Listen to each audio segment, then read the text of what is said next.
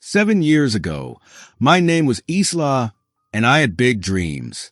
I was an adventure guide, always looking forward to traveling the world and experiencing new places. I imagined a life full of excitement and new adventures. But my life took an unexpected turn when I met Gabriel. Gabriel was charming, successful, and had everything going for him. He was everything I could ever want in a partner, and we fell in love quickly. Before I knew it, we were married, and I thought I had found the perfect life with him. One evening, while we were having dinner, Gabriel shared some big news. He had been offered a job at a prestigious law firm in another city. He was so excited about the opportunity. "It's a once-in-a-lifetime chance," he said, his eyes bright with excitement.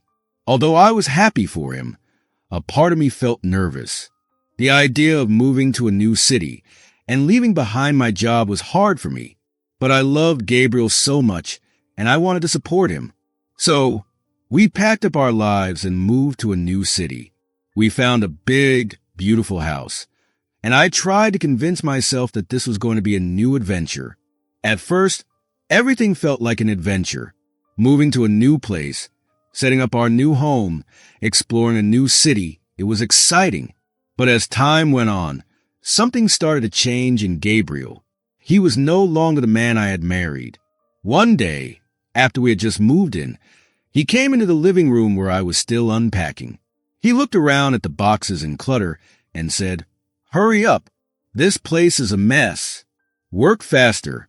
I can't live like this." His words shocked me, and I felt hurt. I thought maybe it was just the stress from his new job, but his attitude only got worse. As weeks turned into months, Gabriel's behavior became more controlling. I started to feel like I was walking on eggshells around him. He didn't like it when things weren't perfect, and he often told me that my job was to make sure everything in our home was perfect. I had hoped to find a job in the new city, but every time I mentioned it, Gabriel shut me down. "Your job is to take care of the house," he would say.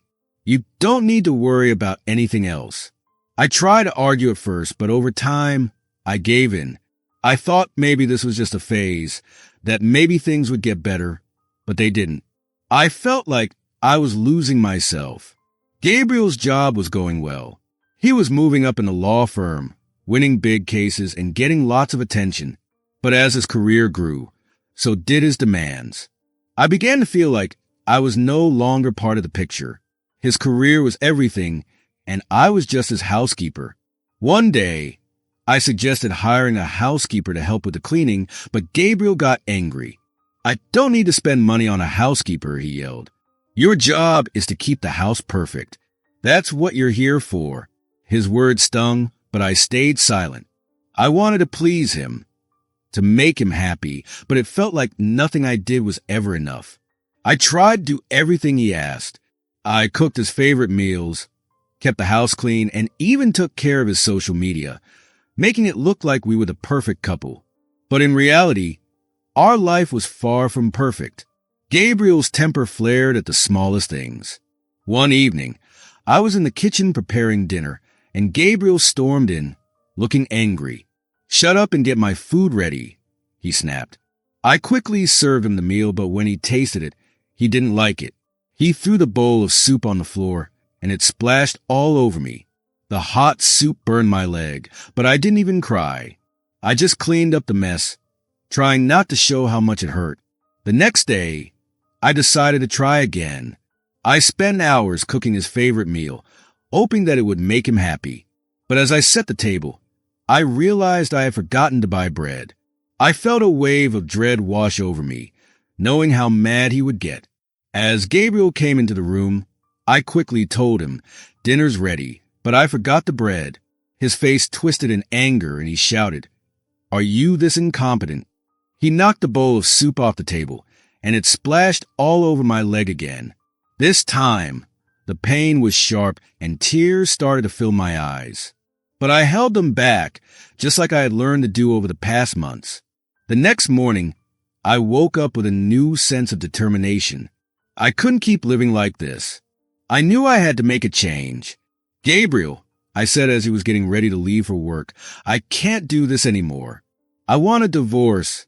He turned to look at me, and his expression turned dark. A divorce? He laughed coldly. If you leave me, I'll ruin you. You'll have nothing. No money, no reputation, nothing. You'll end up on the streets. His words shook me, but deep down, I knew I couldn't continue living in this toxic relationship. So, I started secretly recording everything Gabriel did and said. I saved his angry messages, his harsh words, and every time he belittled me. I needed evidence if I was ever going to leave him. As Gabriel's career continued to grow, so did his abuse. He won a big case and decided to throw a party at our house to celebrate. I worked for days preparing everything, cleaning, cooking, making sure everything was perfect. By the time the party was ready, I was exhausted, but Gabriel didn't care. He came home early that day with a bottle of wine, and surprisingly, he offered me a glass. You look like you could use this, he said with a smile that didn't reach his eyes.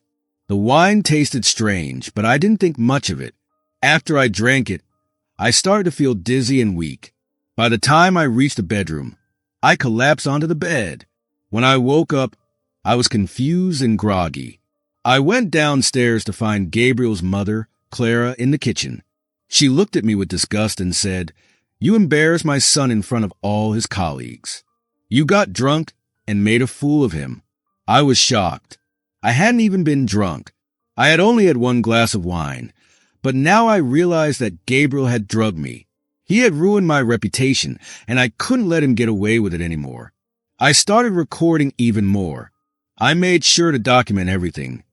The times he yelled at me, the times he humiliated me, the times he ignored my feelings. One night, on my birthday, I tried to make things special. I made a nice dinner and hoped for a peaceful evening, but Gabriel came home late, smelling of alcohol. When he saw the dinner, he laughed and said, "Who cares about your birthday? You don't deserve a celebration." He knocked all the plates off the table, and the food spilled everywhere. I was crushed, but I kept recording. I knew that I needed to keep track of everything for my own protection. There were other nights when Gabriel's abuse was even worse. One night, he woke me up at 2 a.m. to clean the house. I was so tired, but I didn't want to make him angry, so I scrubbed the floors while he criticized me. The whole time, I secretly recorded everything. It became a routine. Every time he hurt me, I would record it. Every time he told me I wasn't good enough, I would record it. I had to have proof. I knew I had to leave him, but it was so hard. He had already told me that he would ruin me if I left. But I also knew that I couldn't stay in this abusive relationship forever. Then one night, on our wedding anniversary, Gabriel came home and told me that we were going out to a fancy restaurant to celebrate. I wasn't sure if I should go, but I agreed. Before we left, Gabriel gave me a glass of lemonade, but something about his smile made me feel uneasy. I secretly poured the drink into a plant when he wasn't looking. As we drove to the restaurant, I started feeling dizzy and weak. I knew something was wrong. Gabriel pulled over to a bad neighborhood, and when I couldn't stay awake anymore, he threw me out of the car. "This is where you belong," he sneered as he threw my purse away and left me there in a dangerous place. I was terrified, but I spotted a convenience store nearby. I ran inside and asked the woman behind the counter, Grace, for help. She let me use her phone to call my friend Lena. Lena was shocked when she heard where I was, and she promised she would come get me. While I waited, Grace was kind to me. When Lena arrived, I tried to give Grace the expensive ring Gabriel had given me as a thank you, but she refused. "Keep it," she said. "Use it to remember your strength." That night, Grace's kindness reminded me that there was still good in the world. I realized that I could leave Gabriel and start over. It wouldn't be easy, but it was the right thing to do. The journey ahead was difficult, but I knew it was time to start a new chapter in my life. I gave her a big hug before we rushed to Zoe's car, and we drove off quickly. Lena looked at me and said, "Tiff, it's time you stand up for yourself." "But how?" I asked, feeling really scared. "He has all the power and connections." No, not all, Zoe said firmly. I know someone in TV. It's time the world hears your story. The next few days felt strange. Zoe's contact, a TV producer, got me a spot on a very popular talk show. The lights in the studio were so bright when I walked onto the stage. The host smiled at me and said, "Isla, thank you for coming. Can you tell us your story?" I took a deep breath and began telling the world about all the hurt and control I had gone through. The audience looked shocked and sad as I spoke about how bad it had been, especially one scary time. "Why speak up now?" the host asked. "Because I can't stay silent anymore," I said, feeling stronger. So many women are suffering in silence, thinking they're all alone. I want to tell them they're not alone. After the show, my phone kept ringing with messages. Most were nice and supportive, but one message stood out. It was from Gabriel, and it said, "You will regret this, you lying scum. I'll destroy you." I showed Lena the message, and she looked angry. "He's just made a big mistake. We've got him now." Leaving the studio, I knew I was getting into a big fight, but for the first time, I felt ready. In the following days, my life got really busy. I did interviews, met with lawyers, and talked to women's rights groups. Gabriel kept sending scary messages, but the more he did, the braver I became. One morning, I got a call from someone I didn't know. "Is this Isla?" a woman asked. "Yes, who's this?" I said, "I'm Sophie Clark, a family lawyer. I want to help you with your case," she said.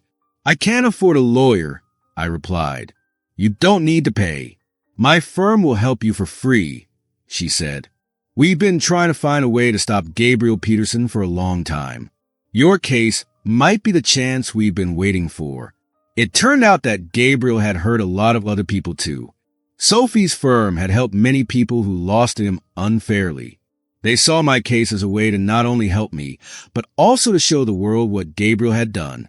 The next day, I met with Sophie and her team. We started working on my case. I realized this wasn't just about me anymore. It was about justice. I wasn't alone anymore. I gave Sophie all my evidence, voice recordings, text messages, everything. Sophie looked at it and said, "This is perfect. We can not only win your divorce, but maybe even bring down Gabriel too." As the court case began, Gabriel didn't hold back. He lied about me, saying I was an alcoholic who was trying to ruin his good name. His lawyer said, "Mrs. Peterson is acting crazy and has a drinking problem. She's just trying to hurt my client." It was really upsetting to hear these lies. But Sophie squeezed my hand and whispered, "Don't worry, we've got this." When it was our turn to speak, Sophie was very strong. She played the recordings of Gabriel being mean to me, showed his horrible messages, and talked about how he'd hurt me. Then Sophie said, "I'd like to call Zoe Thompson to the stand." Zoe explained how she had helped me when I was in a dangerous place, proving I wasn't lying. Gabriel's lawyer shouted, "Objection. That's just hearsay," but the judge told him to be quiet and let Zoe continue. Next, Sophie called Grace, a store manager, who told the court how I ran into her store one night, scared, and how Grace locked the door to keep me safe. With each person who spoke in my defense, Gabriel's anger grew. The big moment came when Sophie showed the toxicology report, saying, "We tested Mrs. Peterson's hair for drugs. The results show she was given sedatives, which matches her story about being drugged by Mr. Peterson." The courtroom was full of whispers. Gabriel jumped up and yelled, "That's a lie. You can't trust this." The judge told him to sit down or he'd be punished for being disrespectful. As more evidence came in, people in the courtroom started to realize the truth. Some of Gabriel's friends even looked shocked. After a break, the judge came back to announce the decision. The room went quiet, and the judge said, after looking at all the evidence, "This court rules in favor of Mrs. Isla Peterson." Everyone gasped in surprise. "Mr. Gabriel Peterson must pay alimony, give up half of everything you both own, and pay for emotional distress. He also has to cover all the legal costs." Gabriel lost his temper. "This is crazy. I'll fight this. You can't do this to me." The judge told him to calm down and said, "Considering the evidence, you're lucky you're not facing criminal charges." Even though Gabriel's lawyer tried to calm him, Gabriel kept yelling. Then the judge turned to me and said, "Isla, you've won." Mrs. Peterson stood in front of the judge, and the court decided to make a rule that Mr. Peterson must stay away from her. He couldn't contact her in any way. Tears started to fall down my face as I felt a huge sense of relief. In the weeks that followed, everything in my life started to change. I left a home that felt like a prison and moved into a small, cozy apartment. Finally, I could breathe freely. But even though the court had given me protection, Gabriel kept bothering me. He used our mutual friends to send me threats, and sometimes I would see his car parked near my new apartment. One evening, as I was having coffee with my friend, she said, "He won't stop, will he?" I agreed and said, "You're right, but I think I have a plan." Gabriel thought he was smarter than me and never changed his passwords to his social media accounts. I decided to use his accounts to tell my side of the story. I posted pictures of the court papers, recordings, and talked about what happened between us. People reacted quickly and were very upset with Gabriel. His work fired him, and his clients didn't want to work with him anymore. When Gabriel found out what I had done, he got really angry and came to my apartment, shouting threats at me. I immediately called the police, and because I had recorded his threats, he was arrested for breaking the rules from the court. As the police took him away, I saw him, a man I had once loved, now ruined by his own actions. After that, Gabriel moved to a new place, trying to start over, but his bad reputation followed him everywhere. I, on the other hand, found a new opportunity. A local group that helped women in tough situations offered me a job. I was excited and accepted. I wanted to turn my painful past into something that could help others. A year later, I stood in front of a group of women who had gone through similar struggles, sharing my story. I saw hope return to their eyes, and I realized that my journey had not just been about me, but about helping others who were going through the same thing. My job soon became more than just a job to me. It became something I truly cared about. I met many women from different backgrounds, each with their own painful stories of abuse. One of them was a young woman named Jasmine, who had a controlling husband. I worked with her for weeks, helping her make a plan for safety and grow her confidence. When she finally left her husband, I saw the relief on her face. She hugged me and said, "Thank you. You saved my life." Her words meant the world to me, and I realized that as I helped others, I was also healing.